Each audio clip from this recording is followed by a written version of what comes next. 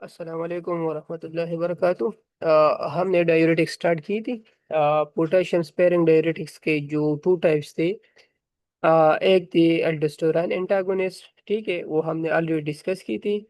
और आज जो रिमेनिंग डायूरेटिक्स है वो हम डिस्कस करेंगे, ठीक है, जो डायूरेटिक्स के टाइप्स है। तो second type of potassium sparing diuretics में जो थी वो है ट्राई एमेट्रिन एंड एमाइलोराइड।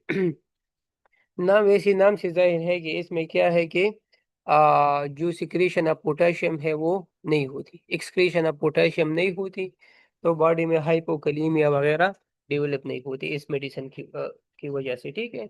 और जो लोग डायरेटिक्स या थाइज़ाइड जो हम यूज करते हैं ना, तो इन ड्रग्स के साथ क्या होती है कि सोडियम की एक्सक्रीशन के साथ साथ पोटेशियम की एक्सक्रीशन भी होती है। तो बॉडी जो है फिर ह्यूमन बॉडी हाइपोकैलिमिया डेवलप करती है। और hypokalemia leads to arrhythmias, different type of arrhythmias. तो triamterene in amiloride block sodium transport channels, resulting in a decrease in sodium potassium exchange, ठीक है। तो they have a potassium sparing diuretics action, similar to that of spironolactone. Their ability to block the sodium potassium exchange site in the collecting tubule does not depend on the presence of aldosterone, क्योंकि ये drug जो है ये वो channel block करते हैं जो already aldosterone की वजह से बन चुके होते हैं, ठीक है।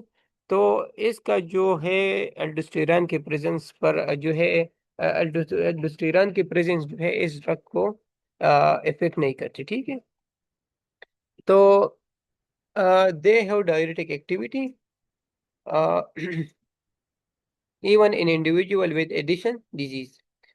ये जो एडिशन डिजीज है ना, ये एल्डोस्टेरॉन की प्रोडक्शन इस डिजीज में क्या होती है, डिक्रीज होती है। तो इस डिजीज में भी ये डायरेटिक्स जो है वो अपनी एक्टिविटी परफॉर्म करते हैं। Both triamterene amiloride are commonly use in combination with other diuretics, usually for their potassium sparing properties. The side effects of trimethrin are leg cramps and the possibility of increased blood urea nitrogen as well as uric acid and potassium retention। तो ये इसकी कुछ side effect है कि leg cramps develop करेंगे। इसी तरह जो यूरिया नाइट्रोजन लेवल है ना ब्लड में, ये जो है इंक्रीज करता है, ठीक है। और साथ में जो यूरिक एसिड की रिटेंशन है एंड पोटाशियम की रिटेंशन डेफिनेटली करते हैं, क्योंकि ये जो एक्सक्रीशन ऑफ पोटेशियम है इसको प्रिवेंट करती है। आ, जो फिफ्थ टाइप ऑफ डायरेटिक्स है वो है कार्बोनिक एनहाइड्रेस इनहिबिटर्स, ठीक है। तो वैसे इसके नाम से जो है जाहिर है ये कि एंजाइम, कार्बोनिक एनहाइड्रेस एक एंजाइम है, ठीक है। तो इस तरह की ड्रग जो इस एंजाइम को इनहिबिट करते हैं, तो वो क्या है, एसीटाजोलामाइड। तो ये एक टाइप ऑफ डायरेटिक्स है जो कार्बोनिक एनहाइड्रेस एंजाइम की एक्टिविटी को इनहिबिट करते हैं। तो वैसे ये जो है ग्राफ आप लोग देख सकते हैं कि जो नॉर्मल हमारे नेफ्रॉन है ना, स्पेशली जो ग्लोमेरुलस की जो सेल्स है, इसमें ये जो है क्या होती है कि कार्बोनिक एनहाइड्रेस एंजाइम प्रेजेंट होता है। और इन सेल में जब वाटर एंड कार्बन डाइऑक्साइड आता है ना, तो कार्बोनिक एनहाइड्रेस के प्रेजेंस में ये बाई कार्बोनिक एसिड में कन्वर्ट होते हैं, ठीक है। क्योंकि कार्बोनिक एसिड एक अनस्टेबल मॉलिक्यूल है, तो ये फिर by carbonate plus hydrogen ion में कन्वर्ट होते हैं। तो जो ल्यूमिन ऑफ द नेफ्रॉन होती है ना, मीन की जो जहाँ पर एक्सक्रीटरी फ्लूइड प्रेजेंट होती है, ठीक है। तो उस साइड पर एक पंप प्रेजेंट होता है कि हाइड्रोजन एंड सोडियम पंप होता है। तो जब कार्बोनिक एनहाइड्रेस की जो है ब्रेकडाउन होती है ना, तो बाइकार्बोनेट एक जो है सेल में रिटेन रहता है, लेकिन जो हाइड्रोजन है वो इस पंप के थ्रू यूरिन में एक्सक्रीट आउट होती है, लेकिन वहां से इसके बदले क्या होता है, रीअब्जॉर्प्शन ऑफ दी सोडियम होता है, ठीक है। और ये सोडियम वापस क्या हो जाता है, ब्लड में आता है, ठीक है। और दूसरे क्या होते हैं कि वही यूरिन में क्या होता है कि कार्बोनिक बाइकार्बोनेट एंड हाइड्रोजन जो कार्बोनिक एनहाइड्रेस एंजाइम के प्रेजेंस में क्या करते होते हैं, क्या करते हैं कि वो बाइकार्बोनेट बनते हैं। और बाइकार्बोनेट फिर जो है कार्बोनिक एनहाइड्रेस के प्रेजेंस में ब्रेक होके वाटर एंड कार्बन डाइऑक्साइड दोनों में कन्वर्ट होते हैं। तो जब हम एसिटोजोलेमाइड देते हैं मीन की कार्बोनिक एनहाइड्रेस जो इनहिबिटर है ना, तो वो इस पाथवे को ब्लॉक करते हैं। वो पाथवे जहाँ जहाँ पर हाइड्रोजन इन कार्बन डाइऑक्साइड की जो है वो कार्बोनिक एनहाइड्रेस के प्रेजेंस में कार्बोनिक एसिड बनाते हैं। तो जब ये पाथवे ब्लॉक होगी तो कार्बोनिक एसिड नहीं बनेगी, ठीक है। कार्बोनिक एसिड नहीं बनेगी तो हाइड्रोजन आयन नहीं बनेगा। हाइड्रोजन आयन नहीं होगा तो ये जो हाइड्रोजन सोडियम पंप है ना, ये इनएक्टिव होगा। तो जब ये इनएक्टिव होगा तो जो सोडियम जो ऑलरेडी एक्सक्रीटरी फ्लूइड में होंगी ल्यूमिन ऑफ द ट्यूब्यूल में, तो वो एक्सक्रीट होके एज ए यूरिन फॉर्म में बॉडी से एक्सपेल्ड हो जाते हैं, ठीक है। तो ये कार्बोनिक एनहाइड्रेस का फंक्शन मैकेनिज्म ऑफ एक्शन इस तरह है। तो एक्शन ऑफ एसिटोजोलामाइड जो है, ग्रीन एरो इंडिकेट करता है कि ग्रीन एरो की साइड पर जो मॉलिक्यूल इलेक्ट्रोलाइट होंगे तो वो यूरिन में ज्यादा एक्सक्रीट होंगे। रेड एरो की साइड पर जो मॉलिक्यूल इलेक्ट्रोलाइट्स मॉलिक्यूल आते हैं तो इसकी एक्सक्रीशन डिक्रीज होती है। तो एसिटोजोलामाइड जो है सोडियम के एक्सक्रीशन को इंक्रीज करता है, पोटेशियम के एक्सक्रीशन को इंक्रीज करता है और साथ में बाई कार्बोनेट के एक्सक्रीशन को इंक्रीज करता है। And as a result volume of urine जो है बढ़ जाता है, ठीक है। तो ये इसके एक्शन है। थेराप्यूटिक यूज जो है तो ये ग्लोकोमा के ट्रीटमेंट के लिए भी यूज होती है एसिटोजोलामाइड। ग्लोकोमा जो है एक आई डिजीज है जिसमें आई में फ्लूइड की प्रोडक्शन इंक्रीज होता है, ठीक है। तो the most common use of acetazolamide is to reduce the elevated intraocular pressure of open-angle glaucoma. Acetazolamide decrease the production of aqueous humor, probably by blocking carbonic anhydrase in the ciliary body of the eye. क्योंकि ये carbonic anhydrase सिर्फ nephron में present नहीं होती, ये आई में भी present होती है बॉडी में। इसके अलावा दो तीन जो है और एरियाज में जो है वो प्रेजेंट होती है, ठीक है। तो ये जो एसिटोजोलामाइड ड्रग देते हैं ना, तो बॉडी में जहां पर भी कार्बोनिक एनहाइड्रेस हो, इनकी एक्टिविटी को क्या करती है, इनहिबिट करती है।